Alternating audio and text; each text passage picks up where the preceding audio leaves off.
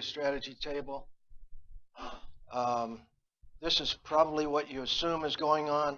I would say this is accurate with regard to oil refineries in 5189.1. Our program manager has been working on that regulation for about 3 years, nonstop. And he's about to go on vacation, I think.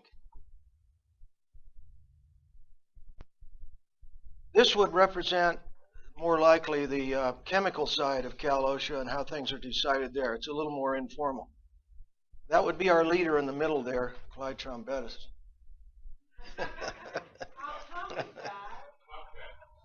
We call him Top Cat. CT, Top Cat. Anyway, and this is your speaker today. I had to clean up for the presentation, but you can see the resemblance there. I've been in Cal-OSHA for 27 years, 22 of those years in PSM. And believe me, the way things were in the beginning is nothing like it is now. In the Chevron Refinery fire, which, by the way, was the best thing to ever happen to our funding, in 2012, they came within 2 minutes of sending 18 people to the burn unit. Thousands of residents visited hospitals. I heard at one point there were 15,000 lawsuits. There was heavy involvement and a lot of publicity by zero faith news media. They had no faith in the employer, in the business owners, and they had no faith in us as a regulatory agency. We issued almost $1 million in Cal-OSHA fines, and it was referred to in the newspaper as chump change. We were criticized by the Chemical Safety Board and other people, including the news media, for what they thought was lax enforcement. We were doing the best we can with what we had, but it appeared to be lax enforcement. That's how the public viewed us. So we reacted. As I said earlier, there's a fee on refinery employers. My boss himself had a check in his hand for $1 million from Tesoro. $1 million. And before we had nothing. Okay, that's a big difference. We have a lot more funding. Our plan is to do inspections during turnarounds in refineries. We are collecting information from refineries on when their turnarounds are. We're randomly selecting these turnarounds to visit them. We have 4 people on each team. In the past, we would have one person for a whole refinery inspection. We now have 4. We're hiring new staff. The staff that we're hiring, we're trying to get people qualified in engineering, not just Joe safety. This is a special field. You have to know a few things. The new regulation itself is a big change. 5189.1 refineries only, and it's coming next year, I believe. These are all new concepts in the 5189.1 regulation. Now, we are not the experts on this. Maybe some of you are. Some of these are quantitative risk assessment or semi-quantitative risk assessment methods that have already been in use in industry. That's where they came from to begin with. We have to learn about these. Concepts like inherent safety, hierarchy of hazard control analysis, safeguard protection analysis, layers of protection analysis, damage mechanism reviews, human factors analysis, process safety cultural assessment. That's the one that to me appears to be the most subjective. Incident investigation, root cause analysis, and management of organizational change. Now, I know these already exist at many oil refineries, especially I've seen MOOC. Staffing changes. We have 2 units, one in the north, one in the south. We have a program manager. Clyde Trombetis, who I referred to disrespectfully as Top Cat. He is now the program manager. He used to be a district manager in one unit with about 4 or 5 people to supervise. He's now the program manager. He's supervising about 23 people. He spends most of his time at headquarters. We have 2 managers now, one in the north, one in the south. We have 2 senior safety engineers. I'm the one in the south. Terry Lee is the one in the north. We have a principal engineer working for us. The principal engineer is someone who's really adept at procurement in the bureaucratic system that we operate in. This guy's a genius. And we are getting stuff that we have needed for 25 years, or 20 years anyway. Prior to Chevron, one manager, no seniors. Clyde was managing both the North and the South after the Southern manager transferred out. They said, "Can you do that?" He said, "Yeah, I can do that." Then it was like, how am I going to do that? We really didn't have a manager in the South for a while. Yeah, we're hiring people with an engineering emphasis, and our inspection staff has increased from 8 to 16 inspectors.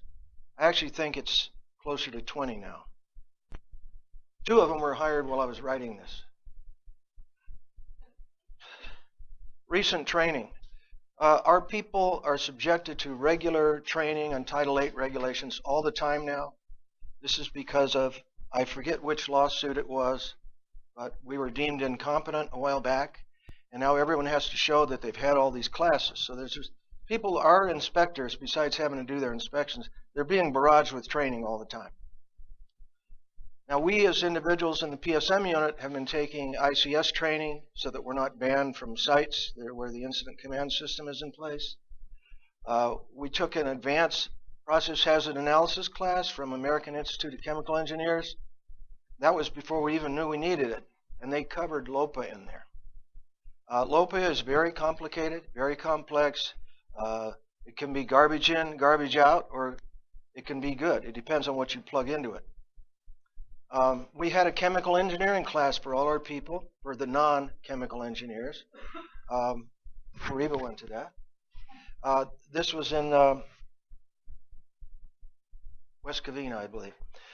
That's from the University of Wisconsin. We had a damage mechanisms class, an API 571 class, which, by the way, is a first in Cal-OSHA. We didn't get those kind of classes before. We got classes, okay, we would use people in the pressure vessel unit who were certified boiler and pressure vessel inspectors because they would have had some API training. But we never got an API class. They're expensive. We're working up to a second one now. In fact, it starts Monday, this coming Monday in Oakland. We're having the API 570 class, which deals with piping. So we're getting geared up. If those refinery people are here, we're getting ready. We're going to have a class in new concepts, all those new concepts. We can't fit them all into one class. Definitely opportunities for people who provide training right now for us. Like I said, we're not experts in this. We need to learn it. Most of these are semi-quantitative risk assessment methods. Most of these deal with safeguards, and the day when you could look at your safeguards and go, safeguards adequate, safeguards adequate, safeguards adequate, that day is no more. You better have something to back up why you're saying your safeguards are adequate in your process hazard analysis. We had an ammonia refrigeration class from a PSIG, Michael Schreck, very good, very knowledgeable guy. On the chemical side, as I said earlier, there's no new regulation yet. We're waiting on the feds. On the chemical side, we're still following the old 5189, which has many weaknesses, many deficiencies in it when you compare us to some of the EPA or environmental CUPA agencies and what they require. For example, we have no requirement that says you have to update your operating procedures on an annual basis. There are many little things like that back in 1991 or 92 they didn't anticipate. So we're training all these new employees, and we have new training for all of our employees. And just for the record, I said this earlier, but anhydrous ammonia fertilizer facilities are not exempt from PSM in California. We don't consider them to be retail trade. Their giant containers of anhydrous ammonia are not considered small packages that you would take home and put in your garage as a consumer. OSHA recently issued a change in instruction that would have deemed these facilities no longer exempt from PSM. They're instructing their inspectors to do this. I believe it's temporary, but it has now been blocked in Congress for about a year. I believe it will come back. The 1% rule, this I mentioned earlier today, OSHA has, again, by issuing instructions to their employees, dropped the commercial grade approach and opted for the EPA 1% rule. So what this does is it basically expands the volume of a substance if it's in a mixture where it's diluted. As long as the ingredient off of the list of bad guys, the HHU or AHM list, as long as the ingredient on that list is 1% or more, then you're covered. But you still have to have an adequate quantity. So what this does effectively is multiply the quantity by the inverse of the percentage, or the reciprocal of the percentage. In other words, they're taking the amount of actual, let's say it's hydrochloric acid, they're taking the amount of actual hydrochloric acid in the mixture. And when you have a TQ of that, you're covered. But it might be 100,000 pounds instead of 10,000. Are we following the 1% rule? We don't know yet. Right now we're discussing it like that. My specific comment, CalARP regulations have no percentages or concentrations at all. So, Well, we're lagging behind you in that respect. But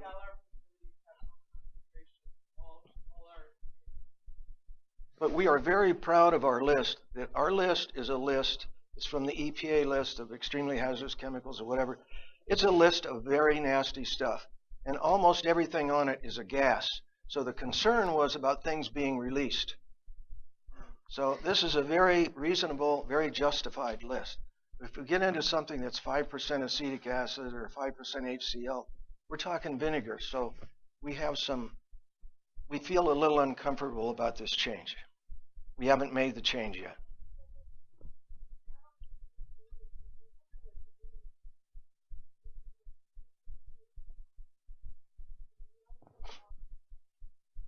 Yeah, I left that part out. There's if by some strange twist of fate you happen to have a liquid that does not have more than 10 millimeters of mercury vapor pressure, and you know, to the VOC limitations were set at 20, so it's almost water, okay, if it's that low. MEK is 70. Yeah, if you have something that is less than 10 millimeters mercury vapor pressure, even if it's a bad guy on the list, then it's not covered under this rule. But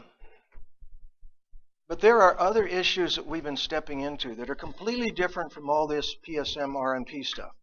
And that's what that's what the next half of my talk here focuses on. There's information and there's misinformation that some of us have been giving out to people about how to protect their employees, and I want to straighten that out. So the first question is, who enforces job safety regs in California? And you have a list there. You can pick your favorite. Correct answer is on the bottom. It's not even federal OSHA. They don't have jurisdiction in California. We enforce the job safety regulations that have to do with employee exposure in California. So if you want to know what's against the law, ask us. If you want to know it's a regulation, okay. If you want to know what's in violation of Title VIII, ask us. Here's some common misconceptions. One is fertilizer facilities. Are they retail trade? No, I think I've covered that. The 2-in, 2-out rule. There are many, many trainers in this world, Hazmat trainers, Hazwoper trainers, CSTI trainers, who will tell you that you have to have 2 people outside and 2 people inside to engage in a rescue. I don't agree with this. Our regulations do not agree with this. If you have a release of ammonia in a room, it's not a confined space. The reason why is because it doesn't have difficult access or egress. It's a room with an opening door. You can grab somebody and slide them out. Do we require people to comply with a current code when there are codes there, or do we allow them to be grandfathered? Good question. If it's a maintenance procedure, then they have to comply with the current code. But what about the design of their facility? We have many, many facilities that are ammonia refrigeration facilities that were designed in accord with Uniform Mechanical Code 1982 and earlier. Are they okay? or do they have to step up to the 97 or 2007 version of the Uniform Mechanical Code? For the most part, we follow our own regulation, which is, I think it's described here a little later. Section 3248 spells out specifically prior to a certain year or a certain date, which is March 13th of 1999. Prior to that date, if the date that you charged your ammonia system is prior to that date, then you're covered by UMC 1982. If it's after that date, then you're covered by UMC 97. UMC 97 requires a detector interlocked with an emergency exhaust fan with a defined flow rate that kicks on automatically at certain alarm set points. The visual alarm is supposed to go off at the OSHA, which is federal, PEL for ammonia, which is 50. A lot of people set it at 25. That's okay. The exhaust fan, the emergency exhaust fan, is supposed to kick on at a level of 1/2 the IDLH or 25% of the lower explosive limit, whichever is smaller. That's almost a joke because the lower explosive limit is 5%. That's 50,000 parts. For ammonia, it's 16%. That's 160,000 parts per million.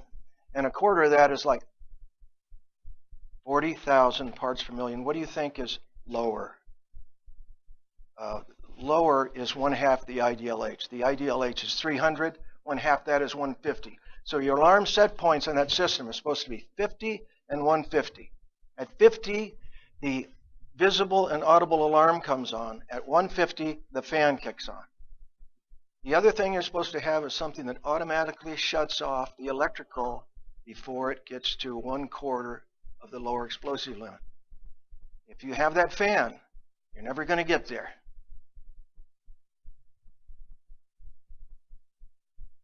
And that is based on section 3248 in Title 8. It's called refrigeration, cold storage, I think it's called. Okay, here's some other CalOSHA regulations that affect all of this stuff we're talking about.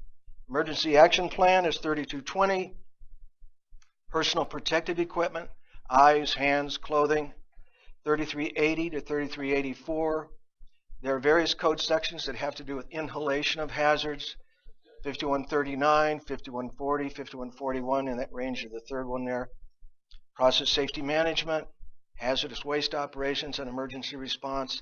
And for employees dealing with ammonia and chlorine, what's the most important regulation? Section 5144, respiratory protection. Okay, this is a retail trade exemption misconception. I've talked about this a couple of times, but I was not aware when I began enforcing this that there were guidance documents from EPA that actually told employers that they're exempt from PSM if they were retail fertilizer establishments with anhydrous ammonia. This is a tradition. It's kind of a historical tradition in America to look at farmers as a sacred bunch, the mom and pop farmer thing. They're not mom and pop farmers anymore. They're some of the biggest corporations on earth. But this retail trade exemption, where they get to call themselves retail trade, even though there is no SIC code for retail trade fertilizer sales, unless you find a garden shop, it doesn't even exist. But this has been going on for some time. They've been escaping regulation. We inspect them in California. And we have a paper out that we wrote up some years ago to justify this. Clyde Trombetis has it. I don't have a copy. I'm trying to get it from him for a long time. The 2 in, 2 out misconception. Okay, back in the 90s, the Firefighters Union had this rule enacted in every OSHA program in the United States. This was for the safety of firefighters. It requires 4 people, a minimum of 4 people, to respond to a fire. It requires 2 inside and 2 outside. That requirement is spelled out in detail in our regulation in the respirator standard 5144 G8. It requires 2 inside, 2 outside, both with SCBAs on. However, this is limited to interior structural firefighting. So it's nothing about ammonia, chlorine, or chemical exposure. It's interior structural firefighting only. It does not apply to someone rescuing an employee at a chlorine or ammonia facility. You do not have to have 4 people to rescue someone from that room, from that machinery room. Many employers, however, believe that this 2 in 2 out rule applies to them and their employees. 2 in 2 out is not required for rescue. This is spelled out in 5144G4, and there's the wording of it right there. Confined space is limited. That definition is limited to places that have limited or restricted means for entry, such as a manhole or ladder entry. That is not an ammonia machinery room.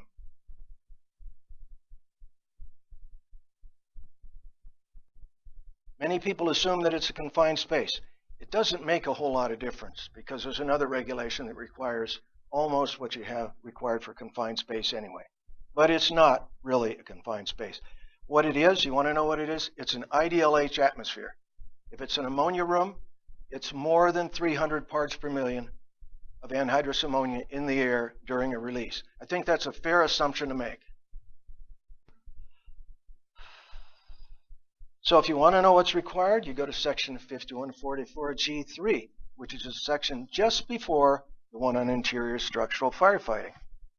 5144G3 says 1 employee outside and 1 employee inside. They can be equipped with an SCBA or a supplied air respirator with an escape bottle. It doesn't say SCBAs, and it doesn't say you have to have a lanyard on them to lift them with. Why would you need that in a horizontal space? With an open door, you can just grab the guy by the collar, drag him out. If you got your lungs protected and your eyes. This is what I was talking about earlier with 3248 and the dates. The date I left out is if your system is placed in service after January 1st, 2008, then it has to be in accord with another Uniform Mechanical Code section 2007. So this post-dates the PSM standard. What do you think is going to win the day in an appeal hearing? 3248. Okay, this is what I call the let them die policy, the hands in the pockets rescue policy. Most people call it simple evacuation. But if you miss one, there is an exception, and I'll go into this, that allows you to follow this if you evacuate all your employees. But if you miss one, what happens then?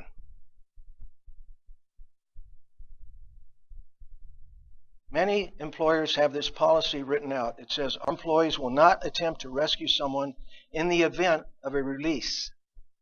In the event of a release, they will simply evacuate the area and meet at the assembly point and wait for the fire department. This values being passive over taking action. It's a hard thing to get your employees to follow.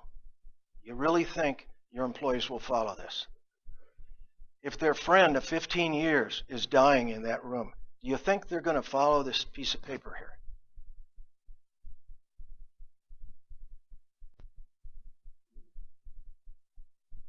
Okay, somebody said something earlier about emergency response and emergency action. I thought that was interesting because that's kind of what I'm trying to make this kind of a point there. What if an employer takes action under the emergency action plan and has rescue provisions and rescues their employee from that room or assists the evacuation of that employee and takes them out of the ammonia exposure? Would that be okay? You don't need 2 in, 2 out. What is emergency response? Is that more dealing with the release itself? Stopping the release? Now, there's dollars attached to these approaches. If you're doing emergency response, you have to have Hazwoper training. That's where the dollars come from. The simple evacuation policy, where did it come from? Did it come from an attorney, a consultant, Joe the fireman, Joe the retired fireman, a hazmat person, the ammonia industry, 4 out of 5 doctors? No, it came from OSHA. I call them the feds. We're on the left, that's Cal OSHA. On the right is federal OSHA. Now, if you choose to evacuate your employees and you do not permit any of your employees to assist in handling the emergency, whatever that is, then you're exempt from the requirements of the Hazwoper standard. You don't have to have all that training. You don't have to spend all that money. That, I believe, is where this came from. And it's the same wording in the state version. But in both cases, they say, if you provide an emergency action plan, not an emergency response plan, but an emergency action plan. Okay, ours is section 3220. The Feds is 1910.38. They say the same thing with a couple of words difference. Now, in the Hazwoper standard itself, in our section 5192Q1, and in the federal version, also Q1, they have this exception in there. Did I miss that? Oh, well, this is the exception. Okay, this page is the exception. These are exceptions to the Hazwoper standard, but if you go to the Hazwoper standard, to the preamble in the Federal Register, and you try to figure out what their intent was, this is what you come up with. If the employer totally evacuates the facility at the time of the emergency and has an emergency action plan that meets the requirements of an emergency action plan, then they're exempt from all the requirements of Hazwoper. But it says totally evacuates. What if they miss one?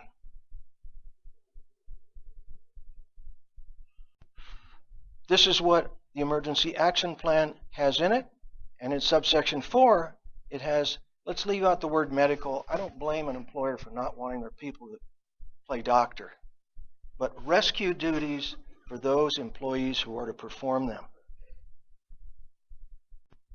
That's what is consistently omitted in our dear state of California. Rescue and medical duties for those who are to perform them, and what most employers do is they say, no one's going to perform them, in an attempt to meet this exception. But what happens if you fail to evacuate one employee? Does that exception apply? No. You get cited by us. And that's what happened in Sanger, California in 2012. While Chevron was going on, this happened. I was called in to investigate the case and prepare for appeal. I didn't do the actual inspection. The guy who did retired. In this case, it was a winery. The employer issued a policy forbidding rescue by employees. They were following the simple evacuation approach. They also followed it so well that they didn't have a single ammonia respirator on site. They trusted simple evacuation so much they had no rescue training or rescue team to save their employees. They had no shelter-in-place training like ASTI recommends. They had no communication other than voice and verbal. They had an employee in a dead-end room, a room with only one exit, near a chiller where an oil drain operation is performed. Here's their statement. In the event of an emergency, we will evacuate our employees from the danger area. We will not permit any of the employees to assist in handling the emergency. In the event of an emergency, the plant manager will contact the fire department. The plant manager will ensure that the entire plant is evacuated. The supervisor will assist anyone who needs help. But what if they're engulfed in a cloud of ammonia? How are you going to do that with no respirator on the whole place? How are you going to do that? There's a chiller. You probably know what these are. One chamber is the cold, one chamber is the hot, one warms the other. These are what hand wheel manual valves look like, okay? This is what I'm talking about, hand wheel valves. These were the valves beneath that chiller. You see how there's 3 of them there? The one in the center was the oil drain. Now it has a plug in there when this picture was taken. It did not have a plug in there. The other 2 are hot gas valves. So what happened in this case was things froze up. Well, I'll get to that in a minute. Let's look at the precursors here. How were things set up before this event happened? They had no locks or chains on the oil drain valve. That's the important one. I don't care what they do with the other valves. The oil drain valve had no locks or chains on it. There was no plug. That particular valve, if you just open it up and walk away, will allow a full pressure release of liquid ammonia, which is the worst case scenario. They did not have a self-closing valve attached. Because they use a hose, they have a self-closing valve on the end of that hose where it goes into the barrel when they do the actual oil drain. So there's no self-closing valve right there on the oil pot itself. And there was no plug, as I said, threaded in place to keep the stuff from coming out if you accidentally open it. It was dark, it was the end of a shift, it was midnight. The guy was having a phone call on his cell phone while he was opening the valve. Now, why was he opening a valve at all? Because the chiller had frozen up, the wine was freezing, someone needed to go and turn on the hot gas valve to send that warm ammonia gas to the chiller and thaw it out. Something he'd done 500 times. These are the things that were missing, okay? There's top left, that's your dead man valve. There's the plug. They could have had locks on the hand wheels to differentiate them. The wine froze in the tubing. They needed the hot gas. He went to open the hot gas. He opened the oil drain valve instead. He opened it 3 turns, which is what you would do with hot gas. You would never do that with the oil drain. And he walked away. When the oil plug cleared, a full pressure liquid ammonia release occurred, formed a cloud of ammonia that stayed at ground level. Now, a lot of people look it up and they go, oh, it's lighter than air. It stays at ground level. When it comes out, it's cold and it's condensed. It takes a long time before it gets to, the density of air. So ammonia usually, and it depends on the humidity and all these other factors, but usually it will hang around at ground level and you have to walk through it to escape. So this guy ran away and he yelled for people to leave, and the guy in the bathroom died trying to exit. He fell face first in the concrete. His face was all bloody. He was unable to self-rescue. People saw him having convulsions at one point. Ammonia does this thing to your lungs where you get bronchial constriction and you can't breathe. Everyone evacuated. They followed the rules, evacuate and wait. They went out in the parking lot to the right spot. One guy was missing. So they went back in trying to save him. They had no respirator. They tried ropes. They tried everything they could. One guy got a fan, and that did some good. What if they'd had any of these things? For the person in the bathroom, let's say. On the top left, that's a 5-minute escape bottle. Any kind of respirator would have been better than nothing. A gas mask would be ideal. They had no SCBAs to rescue him with. They didn't have a lifesaver. That's not really all that serious because he wouldn't have been able to grab it anyway. But it'd be nice to have a big blower around too. They had some half-mask respirators, but they did not have ammonia cartridges. They had sulfur dioxide cartridges for the wine. They didn't have a shelter-in-place kit in that bathroom, that dead-end room, which is where you should have one. What do you need for shelter-in-place? Rags or towels that you can wet and stuff in the cracks of the doors. Duct tape that you can tape off the vents with to keep the air from coming in. You might need a step stool or a ladder. They didn't have an emergency life support apparatus. You can get them 5 or 10 minutes. You just put a bag over the head, turn on the valve, and walk out. He'd be alive today. So they did what they were supposed to, and they waited. Okay, how long did it take? The valve was open just after 12:10 a.m. They estimated a call was made for help at 12:15. The paramedics arrived first, and they gave CPR after they told the employees to go in and get him and bring him out because they couldn't do it at 12:34 p.m. He was already deceased. The fire department arrived a little later. Now, the arrival time is one thing, but then they have to suit up too. So the estimate here is 30 minutes before a rescue would have been possible. 19 plus whatever. And I estimated from interviews that he was dead in 10 minutes. So what's the result of simple evacuation? It doesn't work.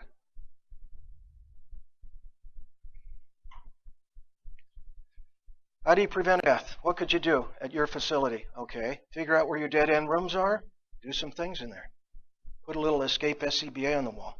How about putting an axe on the wall? They can chop a hole in the drywall and walk out the other side. Give them a shelter-in-place kit and some training. How about having 2 SCBAs on site, near but away from the potential exposure location? You can't always guess what every exposure location is going to be. But if you have 2 SCBAs on site and people trained to wear them, you can make up for a lot of mistakes that way. Practice the collar drag rescue technique. That's what it looks like. And if the person has coveralls on, it works very, very well. Okay, let's look at RAGA gap here. Okay, what does IIAR have to say about this? I didn't know this until a month ago. In Bulletin 109, this is what it says. Every machinery room shall have a self-contained breathing apparatus located outside of but close to the exit door. A second backup self-contained breathing apparatus shall also be provided. So, can we cite that? Maybe. I kind of think we can. I'm willing to take the chance. I'm willing to cite that. 5189 D3B says equipment has to comply with recognized and generally accepted good engineering practices. And what is IIAR? It is a RAGA gap.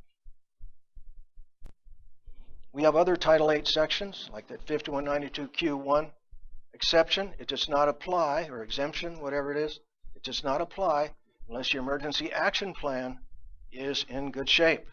And what does the emergency action plan have in it? A requirement for rescue.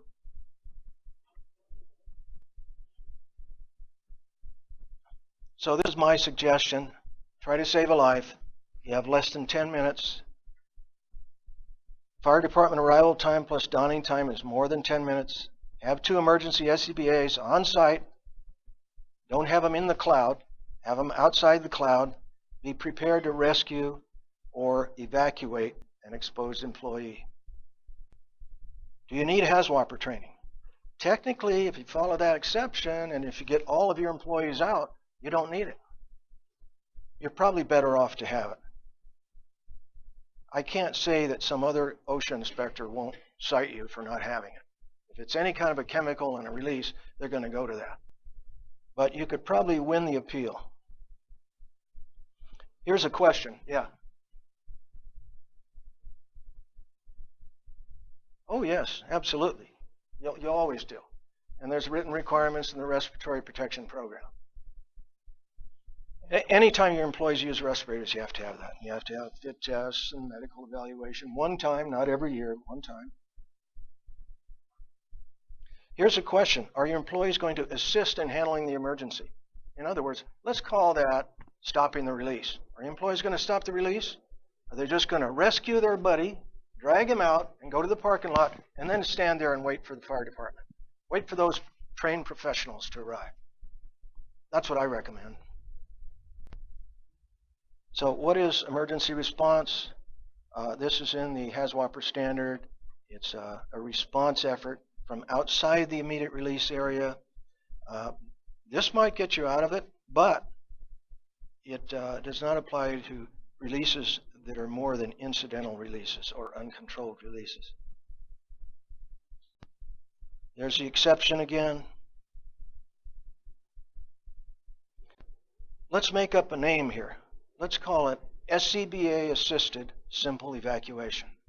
Why couldn't you do that? In that 10 minutes, when that guy's going to die, your people can don the SCBA, go in, get him, drag him out, and wait in the parking lot. You're not assisting in handling the emergency. So, be prepared if you want your people to stop the release. And sometimes it's very good to have at least one person there, Hazwoper trained, knowledgeable about the equipment and piping and valves, to assist the fire department, to assist in handling the emergency. You have 2 people, to get him out in the parking lot, and you have your expert there to assist the fire department when they come. That person would need Hazwoper training. But in my opinion, why waste time on Hazwoper training that's about tank yanks? Send them to somebody that's talking about ammonia, like ASTI or RMP or one of these outfits that's knowledgeable about the hazards of ammonia. Now, people have adopted this approach because it was a concern about liability. But your liability is highest when someone dies. Because regardless, you're going to have to pay lawyers. And what about all the grief you're going to suffer when this person that you've known for 15 years is no longer with us? So my advice is prevent liability and grief by planning ahead and preparing for emergencies. Thank you.